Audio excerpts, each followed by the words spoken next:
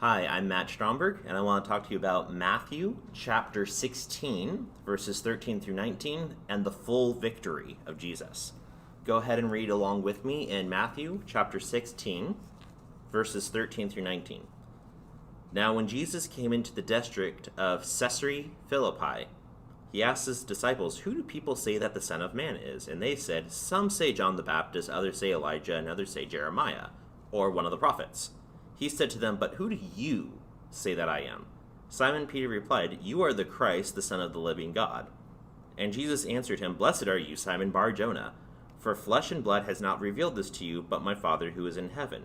And I tell you, you are Peter, and on this rock I will build my church, and the gates of hell shall not prevail against it. I will give you the keys of the kingdom of heaven, and whatever you bind on earth shall be bound in heaven, and whatever you loose on earth shall be loosened in heaven."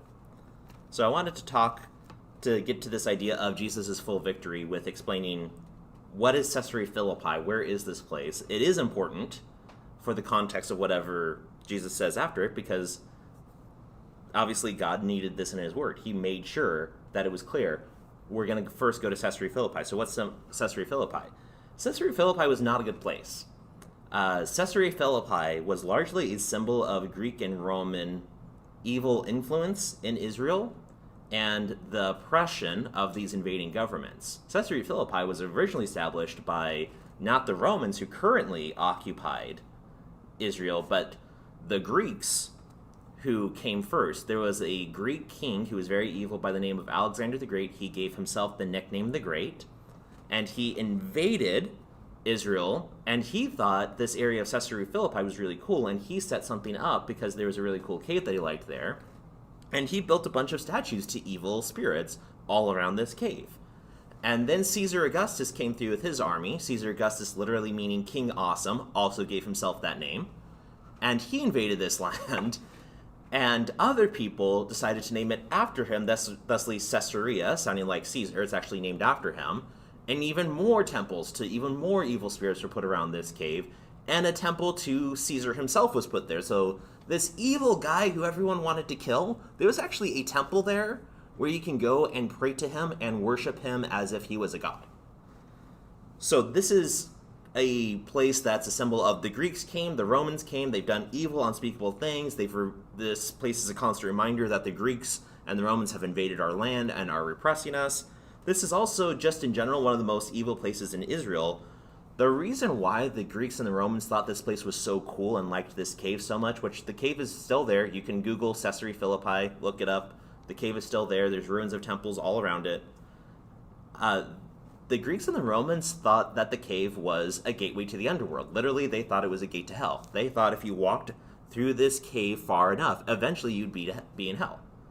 Now, that's not that weird in Greek and Roman ideas, because they believed that that's how hell worked, that it was under the earth or it was out at sea, and if you went through a cave, if you went through certain places, you'd be able to get there. There's actually other gates of hell. That being said, they weren't everywhere. It was still very rare to find a gate to hell, but there were others that existed in the world as they believed it. And within Greek and Roman mythology, which they would have just called history, there were a lot of stories of heroes going through these gates and rescuing people that are basically hostages, people that were wrongly in the underworld, that were wrongly in hell, that needed to come out. And this is very important. To get a hostage out of hell, it would always come at a cost. It would always come at a sacrifice. A sacrifice would need to be made in order for a hostage to come out through those gates and to come back up through that cave and come back to the world that the rest of us were living in. Now, the Greeks and the Romans were using these temples and were using these caves. Especially, there was an annual festival that came every single spring. Every spring, Greeks and Romans were coming to Caesarea Philippi, and they were worshiping these gods. And this was in Israel. There were Jews that were coming. There were Israelites that were coming to Caesarea Philippi. And they were worshiping and praying to these evil spirits and to these false gods. And they were praying that the spirits of spring, as they would call them, would come out. This was wrong. This was evil. And yet it was being done every single year in Israel, sometime by Israelites. And because no Jew should be doing that, there is actually a rule that Jewish leaders had made at this time that no Jewish person should be in Caesarea Philippi. which then means that Jesus and his disciples were actually breaking a rule in 1613. As soon as they were there, they were starting to break a rule. So with this idea of standing by what they would have thought as a literal gate of hell that was worship, used as a worship spot to evil spirits and to false gods every year, we can see a couple things. First, we see this emphasis on saving hostages. So there, again, the price was going to be paid for a hostage to come out of hell. But in this case, it was going to be all of the hostages. Because right after this conversation with the disciples, Jesus begins to teach about the crucifixion and talks about it 3 more times in Matthew before the actual crucifixion happens. The crucifixion is that price paid where all of the hostages were going to be released. Jesus was saying, I'm going to get crucified. That's going to pay the price for all of the hostages, and the church should be storming the gates and getting all the hostages out.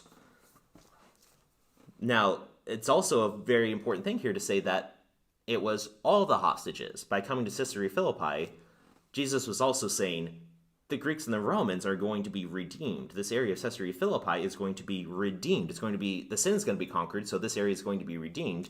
So the Greeks and the Romans are going to be redeemed. Jewish people didn't want that. The original audience of Matthew wouldn't want that. As people who wanted the Romans killed, the last thing that they would have wanted to hear from the Messiah is, I'm going to come and save the Greeks and the Romans, and I'm going to be your Messiah. I'm going to save you from your sins, but I'm also going to be the Messiah of the Romans and the Greeks, and we're all going to go to heaven together. The Israelites would not have wanted to hear that. The Israelites who were also coming here every year to sin definitely wouldn't want to hear Caesarea Philippi would be changed, and I'm going to take away this part of your life. You're not going to have the gates of hell anymore. You're not going to come to Caesarea Philippi and worship evil spirits and false gods once a year.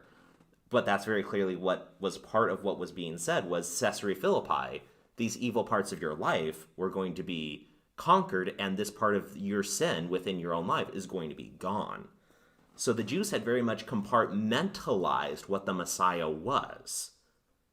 And coming to Caesarea Philippi to talk about the gates of hell being stormed and how the gates of hell will not prevail against the church was a challenge to that, and saying, I'm not going to be compartmentalized. I'm not going to have anything other than a full victory. I am going to be the Messiah of the Jewish people and the Greeks and the Romans. And I'm going to change your life away from sin, and that's going to include, you're not going to do this nonsense where you come to Caesarea Philippi, standing at what you think is a gate to hell, praying to evil spirits and to false gods. You're not doing that anymore. So with that, my question would be, is there anything you're compartmentalizing? Is there an area of your life that you're saying, Jesus can have victory, but not here? This one area over here, that doesn't need Jesus' victory. That doesn't need Jesus to change it. That's going to be held, but Jesus can have victory over the rest of my life. Do you think of yourself as unredeemable? Do you think of yourself as that thing that you've compartmentalized? Yes, Jesus is powerful and he can do all these things in all these people's lives, but he can't do that in my life. Is that what you need to get through? Is that what you've compartmentalized? Or have you applied that to another person? Is there a person or is there a place that you're looking and saying, Jesus is powerful, but he can't redeem them, or he can't redeem this place? And finally, is there anybody that you just don't want Jesus to save? The Jews had people that they didn't want to save. There's been a lot of people throughout the history of the church where the church has had people where they said, yes, Jesus will have victory, but not through saving them. Is there anybody in your life that you have that issue with right now? Is there anybody that you're saying Jesus can have victory, but not full victory, because I don't want them redeemed? All right. Well, thank you, Matt. Jesus asks in Matthew 16, verse 15, but who do you say that I am? And if you read Matthew chapter 1, you learn right away who Jesus is. You learn that he's the son of David, that he's the rightful heir to the throne of David, that he's the one who will save his people from their sins, that he is Emmanuel, that he is God is with us. He is the king. And as the king, he died for his people. He died the death that we deserve. We should have bled and suffered and died on the cross, but Jesus switched places with us. And in that, we see his victory over sin, because he's the one who pays the penalty for our sin, and he's the one who can forgive sin. And like Matt was mentioning, if you want to talk about redemption, of being purchased out of spiritual slavery, of being transferred from the kingdom of darkness into the kingdom of God, you can only look to Jesus. And so for our question time, we've kind of come full circle. And our first question is the same question that Jesus asks. Who do you say that Jesus is? Question 1. Question 2, do you see Jesus as the one who can save anyone and purchase anyone out of spiritual slavery? And question 3, is there anything in your life that you haven't surrendered to God? That's it for us, and we'll see you tomorrow.